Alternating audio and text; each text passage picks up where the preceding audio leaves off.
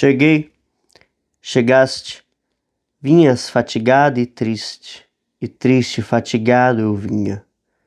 Tinha alma de sonhos povoada, e a alma de sonhos povoada eu tinha. E paramos de súbito na estrada da vida, longos anos presa a minha. A tua mão, à vista deslumbrada, tive da luz que teu olhar continha. Hoje, segues de novo. Na partida nem o pranto os teus olhos umedece, nem te comove a dor da despedida. E eu, solitário, volto a face e tremo, vendo o teu vulto que desaparece na extrema curva do caminho extremo. Bom, trouxe aqui hoje um texto, um soneto, do Olavo Bilac, apenas para trazer um exemplo técnico, porque o Olavo Bilac é conhecido como o príncipe, dos poetas brasileiros, que tem essa característica de ser muito elegante, muito perfeito tecnicamente. E hoje vamos falar um pouquinho disso, tá? Da técnica, como isso é importante, e da sua constituição dentro da filosofia da arte, porque é um elemento que eu considero fundamental, e não só eu, mas acho que todos os grandes poetas, de alguma forma, trabalharam isso em sua concepção, em sua construção, tá? Você gosta desses vídeos em que eu declamo alguma poesia? Você gostaria que eu trouxesse mais vídeos assim? Às vezes vídeos só trazendo poesias e falando sobre elas? Comenta aqui embaixo, que aí eu posso pensar em fazer mais desse tipo, tá? Então, o aspecto técnico dentro da anatomia poética, ele é claramente um aspecto que dá fundamentação, tá? Ou seja, ele estrutura o nosso objeto, poético. Como assim o nosso objeto poético? Vamos pensar o seguinte: quando a gente fala de arte, de cultura, de filosofia e cultura já resume bem isso que eu quero dizer. Mas eu estou falando de elementos que são que tem uma materialidade, mas a sua materialidade ela não é concreta, tá? Ela é uma materialidade mental. Eu consigo trabalhar com essas coisas no campo da mente. Então, quando eu falo, por exemplo, de valores, de virtudes, de fundamentos, de transmissão, tudo que está relacionado com a instauração de uma cultura, com a construção de um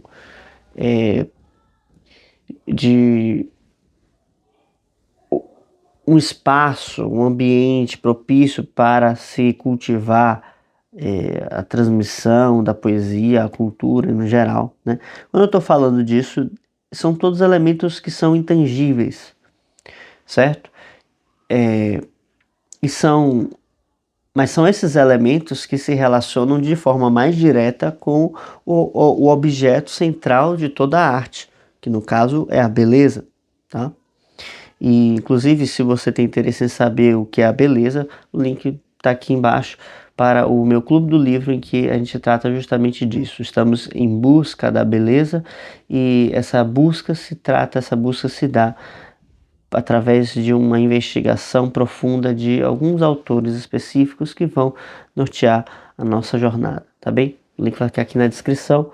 É muito simples, encontros quinzenais, e vamos trabalhando alguns autores que têm uma visão mais profunda desse tema, tá bem? Então, a beleza é vamos dizer assim, o ponto máximo, como se fosse ali a ponta da pirâmide, a cúspide de todo o processo artístico, tá? Mas aí é que vem a coisa toda, Vamos pensar num farol. Acho que um farol é uma boa imagem para isso. Qual é a finalidade e qual é a necessidade do farol? Para que serve um farol? Ou o que justifica um farol? E de forma muito direta, a gente pode dizer que um farol ilumina, ele indica, ele, né, tem a sua luz. Podemos dizer, em outras palavras, que o que justifica o farol é o fogo, certo? O fogo que vai em sua cúspide, né? Hoje não é mais fogo, é lâmpada, enfim, mas, né, antigamente era uma tocha. Mas o importante é isso, tá? De forma análoga, e, e por isso o farol é tido como para os clássicos, o farol é tido como um símbolo do ser humano, né, muitas vezes. O que justifica o ser humano é o fogo que ele carrega dentro, né, aquele fogo lá do Prometeu, lá dos mitos gregos, tá? Mas que eu não quero... E um outro ponto, né, e não quero me estender nisso, mas o que justifica a arte, tá? É a beleza. Então, precisamos chegar a isso, precisamos encontrá-la.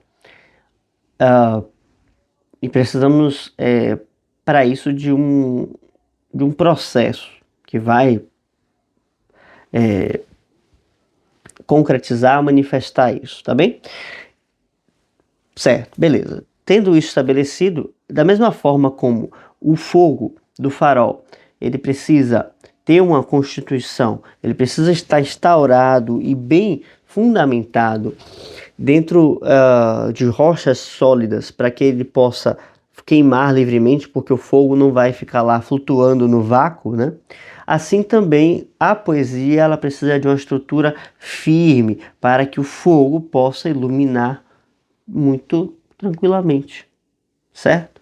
Então, assim, o trabalho do artista, ele é, em grande parte, construir esse farol, porque o fogo, de alguma forma, ele já o possui, né? E ele só precisa captá-lo, tá? Ele vai levar, né, de algum lugar, ele vai acender com a luz do sol antes da noite cair, né? Ele vai riscar um fósforo, tá? O que eu quero dizer com isso é que o fogo é algo que se transmite, é um elemento da cultura que se transmite, é um valor que se transmite, que a gente vai adquirindo. Mas para isso, para que eu possa transmitir esse fogo, esse valor, essa beleza, eu preciso ter uma técnica bem estruturada.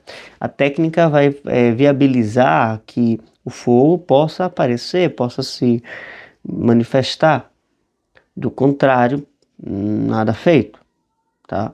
Então, o que eu recomendo, o que eu penso que se deve fazer, né, e construir, é ter essa visão sobre a técnica como esse elemento que constrói não exatamente uma clareza, porque de alguma forma já possuímos, né, isso internamente, entendendo que o poeta ele vai buscar esse esclarecimento, ele tem em si algo sempre de filósofo, mas quando se vai construir então esse farol, essa clareza precisa estar bem estabelecida com essa firmeza da rocha. A firmeza da rocha, a firmeza do que é concreto é dado justamente pela técnica, tá? Então, assim, quando eu escuto um poema, né, como esse que eu li para vocês, se for o caso, vocês voltem aí para ouvi-lo e depois vocês voltem aqui. A primeira coisa que vocês vão perceber são justamente as vibrações sonoras que têm certos acentos, ignorando até mesmo as palavras, o que elas dizem, mas existe essa acentuação que ataca ao nosso ouvido. E esse ataque ao nosso ouvido, ele é mais firme em uns pontos e mais frágil em outros, tá? Só exemplificando, mas a técnica é algo muito abrangente. Então, é como se eu tivesse então apoios e momentos de relaxamento. Isso dá nesse espaçamento a noção de ritmo. Dentro da construção do farol, o ritmo vai ser entendido pelo intervalo das pedras, né? as pedras têm um certo tamanho e tem um intervalo entre elas. Da mesma forma que existe um intervalo nos alicerces que a gente vê num prédio, né, no número de vigas de uma estrutura, certo? Então, da mesma forma, existe esse intervalo nos ataques que nós fazemos quando articulamos as palavras. Então, uma boa articulação, ela é nada mais que a estrutura interna do poema, tá? E uma boa articulação, em termos mais amplos, saindo da fala, ela é o que permite com que a arte seja percebida claramente. Isso vale para música, isso vale para qualquer coisa, tá? E claro que cada arte vai ter a sua técnica diferente, mas a articulação entre essas técnicas e como vamos aplicar, né? A articulação é justamente isso, né? Como aplicamos, como trabalhamos os pontos específicos ali da técnica, né? Ou do que a gente está transmitindo. Então, assim, a técnica vai trazer, né, essa clareza do que está sendo trazido, do que está sendo transmitido, tá? Ou seja, eu tenho um tema, eu tenho algo que eu estou querendo falar, eu tenho uma mensagem. Quanto melhor for a minha técnica de redigir o que eu estou colocando, menos confusões eu vou fazer, tá? O que não quer dizer utilizar um linguajar esquisito, como no caso dos advogados, né? Porque assim, a princípio, quando se usam termos extremamente especializados, a gente gera menos confusões, né? Teoricamente, mas a gente acaba deixando a coisa muito hermética, né? Ou seja, e não porque há algo que eu preciso decifrar ali, mas sim porque os termos são todos feitos apenas para um tipo de pessoa.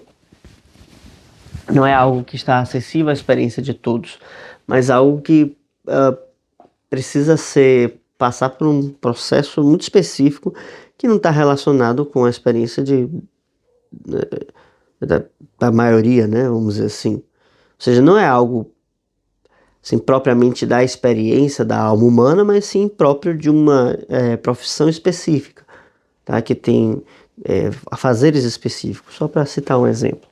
No entanto, o que eu quero trazer é o seguinte: eu vou então qualificando a técnica do que eu vou transmitindo, então eu vou como que talhando a minha mensagem. E justamente o correto ordenamento disso vai fazendo com que eu tenha menos dúvidas no que eu estou transmitindo, no cenário que eu estou formando, né? Por exemplo, eu leio um poema, podemos ter interpretações diferentes sobre o mesmo poema, claro, né? Entendimentos diferentes podemos, mas uma coisa que não dá para ficar, que não pode ser tida como uma questão de opinião, por exemplo, é o cenário que ele vai se desenvolvendo, né? Por exemplo. Então, se eu leio um poema, através da maneira como ele está sendo colocado, as palavras, o cenário que ele pinta, as cores que ele traz, né, seja nas flores, na paisagem é, que ele vai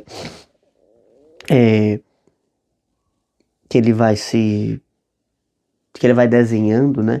Eu tenho que perceber claramente o que qual o caráter do poema. Seja se ele está sendo uma coisa mais melancólica, ou se ele é algo mais eufórico, mais entusiasmado, mais tranquilo, sereno. Eu preciso perceber isso já nas primeiras linhas, porque ele já tem que me trazer isso. Porque a técnica bem aplicada vai trazer isso. Claro que eu posso conflituar esse momento inicial, essa imagem inicial com outras coisas, claro, óbvio. Não estou falando disso. O que eu quero dizer é o seguinte: cada ponto ele precisa deixar claro o que ele está trazendo. E ainda que venha a se construir uma antítese, né? E conflitos de outros tipos, né? Eu preciso que isso esteja bem talhado, bem traçado, porque do contrário se vira uma total confusão e fica tudo no nível muito subjetivo, o qual ninguém pode falar nada sobre, porque é a sua opinião contra a minha opinião, e tanto menos, né, o próprio autor já não pode falar nada sobre o próprio poema, porque ele mesmo não trouxe uma clareza suficiente sobre isso. E aqui eu, por exemplo, eu posso até colocar um exemplo dessa própria poesia que eu escolhi aqui, peguei aqui, é um acaso, como eu sempre faço, né?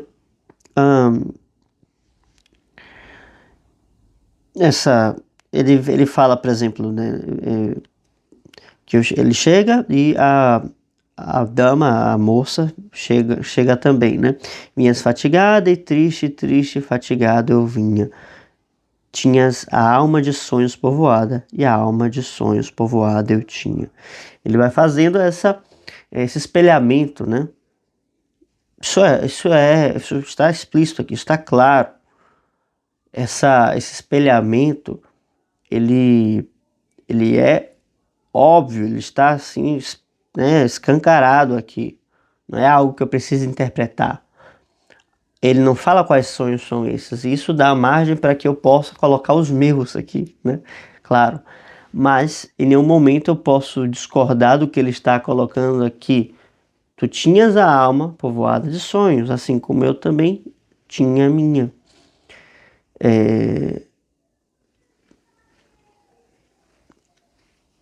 Tá bom? É isso. Continuando aqui. Paramos de súbito na estrada da vida. Longos anos presa a tua mão, a vista deslumbrada. Tive da luz que teu olhar continha. Então, presa a tua mão, né? Ou seja, de mãos dadas. A vista deslumbrada tive da luz que teu olhar continha. Ou seja, da luz do olhar da moça, né? Da mulher. Ele então teve a vista deslumbrada. Hoje segues de novo Hoje segues de novo. Ponto. Na partida nem o pranto dos seus olhos umedece, nem te comove a dor da despedida. Né? Então, ele contrasta, né, o elemento primeiro, né, com o que ele traz agora, com essa solidão. E ele reforça isso no final, dizendo: e eu solitário volto a face e tremo, vendo teu vulto que desaparece na extrema curva do caminho extremo, né? E ele traz, por exemplo, a estrada como uma metáfora para as coisas que a gente passa, para o desconhecido, né? Para aquelas coisas que a gente ainda não enfrentou, né? E, enfim, que a gente se encontra com algumas pessoas ao longo da vida, né? E que muitas vezes nossos planos não se concretizam como talvez gostaríamos ou como imaginaríamos que seria. Talvez algo faça sentido para nós, fizesse sentido para nós antes, agora já não faz mais. Isso tudo pode ser interpretado, pode ser colocado como possibilidade, mas ele não fala de nada disso. Ele traz duas situações, né, contrastantes e que fazem parte de uma mesma história, de uma mesma caminhada, de uma mesma trajetória. E isso faz com que... Isso é tudo um trabalho da técnica, tá? Sem precisar ficar falando muito sobre isso, ele sintetiza e condensa nessas imagens, né, que ele se aproveitou de um caminho, né, uma estrada, esses elementos de chegada, união, né, e partida. Então, chegam em ponto, andam juntos e partem depois por caminhos distintos, tá? Tudo isso pensando numa única imagem, que é uma estrada, né? E nessa estrada, por exemplo, ele não detalhou, né, as flores, as figueiras, né, as árvores, os ciprestes, né? E eu posso rechear, né, com a minha imaginação esses elementos todos, né? Faz parte da leitura, tá? Mas eu não posso, sei lá, inventar humores que não estão aqui, né? Ele não sai saltitando, né? Não termina o poema cheio de esperanças, né? Mas termina com um elemento conformado, né? Uma resignação nobre até, porém triste. E, bom, o que virá depois não se sabe, porque na extrema curva do caminho extremo, né? Ele não consegue enxergar e não se sabe o que virá, porque a vida, né? A vida sempre tem os seus planos. Bom, acho que é isso, tá? Por hoje. Para fechar tudo isso aqui, eu queria dizer uma coisa. A técnica vai sendo construída, tá? Ela é construída à medida que o artista se constrói. E por isso ela representa a moral do artista, porque ela é construída dia a dia, assim como o nosso comportamento, assim como nossa moral, ela é construída dia a dia, tá? Então, quanto melhor a técnica, o artista precisaria ser melhor moralmente também. Mas talvez isso hoje já não seja dessa forma, tá bem? Algo para refletir. Se você chegou até aqui, muito obrigado. Deixa um like no vídeo, se inscreva no canal. Links aqui embaixo, livros, clube do livro, oficinas, essas coisas todas. Qualquer coisa deixa uma pergunta aqui nos comentários e é isso. Tchau, tchau.